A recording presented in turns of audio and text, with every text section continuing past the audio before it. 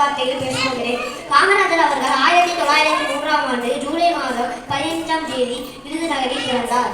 இவரின் தந்தையின் பெயர் குமாரசாமி, தாயார் சிவகாமி அம்மையார். இளம் வயதில் காமராஜர் அவர்கள் அவரின் தந்தையை இழந்து வைத்தார். பின்பு குடும்ப சூழ்நிலை காரணமாக அவர் மாமாவின் துணிக்கடையில் வேலை செய்கிறார். செய்தித்தாள்களை படித்தும் தலைவர்களின் சொற்பொழிவுகளை கேட்டும் அரசியல் அறிவை வளர்த்து கொண்டார்.